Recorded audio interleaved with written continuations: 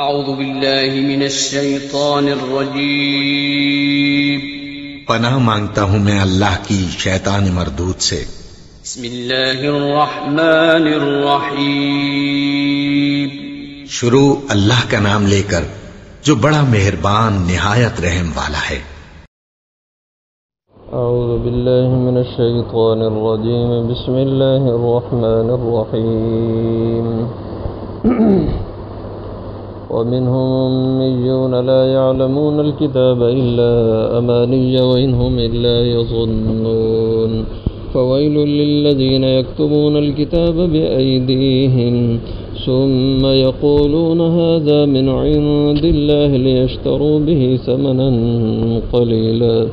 فويل لهم مما كتبت أيديهم وويل لهم مما يكسبون وقالوا لن تمسنا النار إلا أياما معدودة قل اتخذتم عند الله عهدا فلن يخلف الله عهده أم تقولون على الله ما لا تعلمون بلى من كسب سيئة وأحاطت به خطيئته فأولئك أصحاب النار هم فيها خالدون والذين آمنوا وعملوا الصالحات أولئك أصحاب الجنة هم فيها خالدون ومنهم اور کچھ ان میں سے امیون ان پڑھ ہیں لا یعلمون الکتاب وہ نہیں جانتے کتاب، نہیں علم رکھتے کتاب کا، الا امانیہ مگر چند آرزوئیں، وَإِنْهُمْ اور نہیں ہیں وہ الا یظنون مگر اٹکل پر چلتے ہیں۔ فویل پس خرابی ہے، ہلاکت ہے، للذین ان لوگوں کے لیے یکتبون الکتاب جو لکھتے ہیں کتاب بأیدیہم اپنے ہاتھوں سے، ثم یقولون پھر کہتے ہیں ھذا من عند اللہ یہ اللہ کی طرف سے ہے، لیشتروا بہ تاکہ وہ خریدیں اس کے ذریعے سے، ثمنا قلیلا قیمت تھوڑی، فویل لہم پس خرابی ہے ان کے لیے، مما اس چیز سے جو کتبت لکھتے ہیں ایدیہم ان کے ہاتھ، وویل لہم اور خرابی ہے ان کے لیے مما یکسبون اس چیز سے جو وہ کماتے ہیں۔ وقالوا اور وہ کہتے ہیں لن تمسنا النار ہرگز نہیں چھوئے گی ہمیں آگ، ہرگز نہیں پہنچے گی ہمیں آگ، الا مگر ایاما معدودتاً چند گنے چنے دن۔ قل آپ کہہ دیں اتخذتم کیا پکڑ لیا تم نے عند اللہ اللہ کے ہاں عہداً کوئی عہد، فلن یخلف اللہ کہ پس ہرگز نہیں خلاف کریں گے اللہ عہد و اپنے وعدے کے، ام تقولون یا تم کہہ رہے ہو علی اللہ اللہ پر ما وہ بات لا تعلمون جو تم جانتے نہیں، بلا کیوں نہیں، من کسب جس نے بھی کسب سیئاتن برا کام کیا، کوئی برائی کی، وَأَحَاطَتْ بِهِ خَطِيئَتُهُ اور گھیر لیا اس کو اس کی برائی نے، فَأُولَئِكَ پس وہی لوگ ہوں گے اصحاب النار دوزخ والے، ہم فیہا خالدون وہ اس میں ہمیشہ رہیں گے۔ والذین آمنوا اور جو ایمان لائے، وعملوا الصالحات اور عمل انہوں نے نیک کیے، اولئک اصحاب الجنہ وہ جنت والے ہیں، ہم فیہا خالدون وہ اس میں ہمیشہ رہیں گے۔ یہ آیات ہیں 78 سے لے کر 82 تک۔ اس سے پہلے ان یہود کا بیان تھا جو تعلیم یافتہ تھے، اب ان یہودیوں کا بیان ہے جو ان پڑھ تھے، اس لیے فرمایا وَمِنْهُمْ اور بعض کچھ ان یہودیوں میں سے امیون جو ان پڑھ تھے، لا یعلمون الکتاب جنہیں کتاب کا کوئی علم نہیں تھا، اور علم والوں کے پیچھے وہ چلتے تھے، ان کی اتباع کرتے تھے، خود علم نہیں رکھتے تھے۔ الا امانیہ، ان کا علم کیا تھا؟ بس چند آرزوئیں جو انہیں سنائی جاتی، سبز باغ انہیں اہل علم ان کے دکھاتے تھے، وہ بیچارے انہی پہ چلتے تھے۔ وَإِنْهُمْ إِلَّا يَظُنُّونَ، اور نہیں وہ کسی ٹھوس دلیل یا عمل پر تھے، الا مگر یظنون، اٹکل باتیں ان پہ وہ چلتے تھے۔ یعنی اہل علم جو نے قصے کہانیاں بنا کے جھوٹ بنا کے سناتے تھے، یہ بیچارے ان پہ یقین کرتے اور اس پر عمل کرتے تھے، خود چونکہ صاحب علم نہیں تھے، اہل علم کی گمراہی پہ یہ بیچارے چلتے، وہ جو سبز باغ دکھاتے یہ مطمئن ہوتے، وہ جو قصے کہانیاں سناتے یہ ان پہ چلتے تھے۔ فویل للذین یکتبون الکتاب، تو خرابی ہے ان لوگوں کے لیے۔ ویل کا معنی خرابی یا ہلاکت ہوتا ہے، اور ویل اصل میں دوزخ کا ایک مقام ہے جو سب سے نچلے حصے میں ہے، سب سے نیچے جو دوزخ کا درجہ ہے اس کو ویل کہا جاتا ہے۔ اگر دوزخ کے اوپر سے کسی کو پھینکا جائے تو ویل دوزخ کے حصے میں پہنچنے تک اس کو 70 سال لگیں، اس قدر گہرائی میں یہ مقام ہے۔ تو فویل، یہ ویل ہے، ہلاکت ہے، للذین، ان لوگوں کے لیے، یکتبون الکتاب بایدیہم، جو کتاب لکھتے ہیں اپنے ہاتھوں سے۔ یہودیوں کو اللہ نے تورات کتاب عطا کی، حضرت موسیٰ علیہ السلام طور سے لے کر کے تشریف لائے تھے، اور اس کتاب کے جو احکام ان کی طبیعتوں کو اچھے لگتے ان کو تو مان لیتے تھے، اور جو مشکل لگتے تھے ان میں رد و بدل کر لیتے تھے، اپنی طرف سے اس میں حکم بنا لیتے جو آسان ہوتا۔ اور تورات کے ایسے احکام جو یہ اپنی مرضی سے بنا لیتے، اس کو اپنے ہاتھوں سے لکھ دیتے یہ اہل علم ان کے لوگ، اور لکھ کر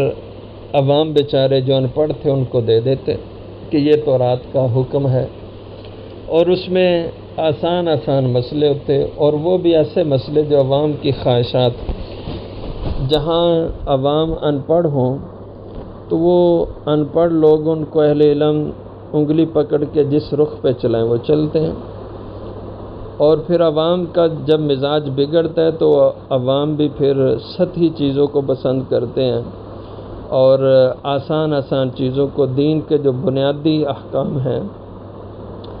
ٹھوس جو احکام ہیں، عوام کو بھی وہ اچھے نہیں لگتے، عوام بھی ان پہ چلنا پسند نہیں کرتی۔ عوام کا بھی پھر مزاج ہوتا ہے شارٹ کٹ کوئی راستے نیکی کے انہیں ملیں وہ ان کو کر کے مطمئن ہو جائیں۔ تو یہودیوں کے جو علماء تھے، اہل علم تھے، ان کا کام یہ تھا اپنے ہاتھوں سے لکھ کے تورات کے وہ مضامین جو عوام کی خواہشات کے تھے، عوام کی چاہت کے مطابق ہوتے تھے، آسان جو تورات کے خلاف ہوتے، وہ لکھ دیتے، لوگوں کو کہتے یہ تورات ہے اور یہ اللہ کی طرف سے احکام اور کتاب آئی ہے، حالانکہ وہ اللہ کی کتاب نہیں ہوتی، اللہ کی کتاب کا مضمون نہ ہوتا، وہ ان کے اپنے ہاتھوں کا لکھا ہوتا۔ تو اللہ اس کو بیان فرماتے ہیں، تو ہلاکت ہے ان کے لیے جو کتاب کو لکھتے ہیں بے ایدیم اپنے ہاتھوں سے، ثم یقولون، پھر کہتے ہیں ھذا من عند اللہ، یہ اللہ کی طرف سے ہے، اور ان کا فائدہ اس سے کیا ہوتا؟ جھوٹ بولنا، اپنی طرف سے کتاب اللہ کے مضامین لکھ کر شائع کرنا، لیشتروا بہ ثمنا قلیلا، تاکہ وہ مول لیں، خریدیں اس کے ذریعے سے ثمنا قلیلا، قیمت تھوڑی، یعنی عوام سے اس کا معاوضہ لے۔ لوگ خوش ہوتے کہ ہمیں ہمارے بزرگوں نے، ہمارے بڑوں نے، اہل علم نے، ہمارے رہنماؤں نے، رہبروں نے یہ بڑا آسان مسئلہ بتا دیا، بڑا آسان رستہ جنت کا ہمیں بتا دیا، تو وہ لوگ خوش ہو کے پھر نذرانے ان کو دیتے، ان کی جیبیں گرم کرتے تھے، اور وہ بھی پھر اسی طرح عوام کی منشا اور مرضی کے مطابق نت نئے دین کی نئی باتیں بنا کے لوگوں کو بتاتے رہتے، جو لوگوں کے مزاج کو اچھی لگتی، چھوٹے چھوٹے نیکی کے کام اپنی طرف سے بنا کے لوگوں کو دیتے۔ اس طرح انہوں نے اپنے دین کو بگاڑ دیا اور کتاب اللہ کو بدل دیا، رد و بدل کر دی اس میں۔ اور اللہ معاف کرے ہمارے ہاں بھی ایسے ہوتا ہے، جھوٹ موٹ کی کہانیاں لوگوں نے بنا کے مارکیٹ میں شائع کی ہوتی ہیں اور کہتے ہیں ان کو پڑھیں تو اتنا ثواب ملتا ہے، اس کو پڑھیں تو بلائیں ٹلتی ہیں، مصیبتیں ٹلتی ہیں، جبکہ اس کا قرآن و حدیث میں کہیں تذکرہ نہیں ہوتا۔ اب جو لوگ اس کو چھاپتے ہیں ان کا مقصد پیسہ ہوتا ہے، اور جہاں جہاں اس کو لوگ پھیلاتے ہیں وہ بھی اس سے فائدہ اٹھاتے ہیں مال و دولت کا۔ تو یہ آج بھی ایسے اللہ معاف کرے کچھ لوگ کر رہے ہیں کتاب اللہ کے ساتھ، اور اس کو منسوب کیا ہوتا ہے کہ فلاں بزرگ نے حضور کو خواب میں دیکھا تو حضور نے فرمایا اس کو عام کرو، اور کبھی کوئی خوابیں لکھ کے کتاب کی شکل میں شائع کی جاتی ہیں، فلاں بزرگ نے یہ خواب دیکھی اور انہوں نے کہا کہ جو اس کو شائع کرے گا اس کی اتنی مصیبتیں ٹلیں گی، اتنے اس کو فائدے ملیں گے، یوں ہے جو ہے، آگے بھی اس کو لکھ کے پھیلایا جائے۔ یہ سب جھوٹی چیزیں ہیں اور ان سے بچنا چاہیے، کیونکہ یہ یہود و نصارہ کی نقل ہے۔ وَقَالُوا لَن تَمَسَّنَا النَّارُ، تو اصل جو چیز ہے وہ قرآن و سنت ہے، مسلمان کی بنیاد۔ تو عقیدہ بھی وہی ہو جو قرآن و سنت کے اندر ہے، عمل بھی وہی ہو جو قرآن و سنت کے مطابق ہے۔ اللہ کے نبی صلی اللہ علیہ وسلم کا جو عمل بتایا ہوا دیا ہوا ہے وہ دین ہے، اور جو حضور صلی اللہ علیہ وسلم سے صحابہ نے عمل لے کے کیا وہ دین ہے، اور جو حضور کے عمل میں نہیں، صحابہ کے عمل میں نہیں ہے، وہ بدعت ہے، وہ دین نہیں ہے۔ جیسے حضرت حذیفہ رضی اللہ عنہ کا ارشاد ہے، آپ نے فرمایا کہ ہر وہ عبادت جس کو صحابہ کریں وہ عبادت ہے، کیونکہ انہوں نے حضور کو دیکھ کر وہ عبادت کیا، وہ عمل کیا، اور جو عمل صحابہ کی زندگی میں نہیں وہ عمل تم نہ کرو، کیونکہ وہ نیکی نہیں ہے۔ تو فرمایا وَقَالُوا لَن تَمَسَّنَا النَّارُ، اور وہ کہنے لگے ہرگز نہیں چھوئے گی ہمیں آگ دوزخ کی الا ایام معدودہ، مگر چند گنے چنے۔ یہ یہودیوں نصارہ کا اپنا اپنا ایک نظریہ تھا۔ یہودیوں کا نظریہ تھا کہ ہم صرف 40 دن دوزخ میں جائیں گے اور اس کے بعد ہم جنت میں جائیں گے، اور وہ 40 دن کیوں؟ اس وجہ سے وہ کہتے تھے کہ جو حضرت موسیٰ علیہ السلام طور پہ 40 دن کے لیے گئے تھے تو پیچھے ان کی قوم میں شرک آ گیا، بچھڑے کو پوجنے لگ گئے، جس کا ذکر تفصیلی پہلے ہو چکا ہے۔ تو کہتے ہیں جو ہمارے بڑوں نے وہ 40 دن بچھڑے کی پوجا کی، شرک کیا، بس وہ 40 دن ہمیں دوزخ میں جانا پڑے گا، اس کے بعد ہم جنتی ہیں۔ تو کتنی نامعقول بات ہے، جرم تو 2-2.5-3 ہزار سال پہلے ان کے بڑوں نے کیا، اس کی سزا آج 2.5-3 ہزار سال کے بعد ایک شخص کو ملے، یہ بڑی نامعقول بات ہے۔ اسی طرح جو نصارہ عیسائی ان کا عقیدہ تھا کہ حضرت عیسیٰ علیہ السلام سولی پہ چڑھ کے سب عیسائیوں کے گناہوں کا کفارہ بن گئے ہیں، اب ہم عیسائی جو چاہیں کرتے رہیں، ہماری پکڑ نہیں ہوگی اس پہ، کیونکہ حضرت عیسیٰ سولی پہ چڑھ کے ہمارے گناہوں کا کفارہ کر گئے ہیں۔ یہ بھی کتنی بے عقلی کی بات ہے، گناہ تم کرو اور سولی چڑھیں عیسیٰ، تمہاری جگہ سزا بھگتیں عیسیٰ، یہ کیسی نامعقول بات ہے۔ اور یہ دونوں قومیں کہتی تھیں کہ جنت میں ہم ہی جائیں گے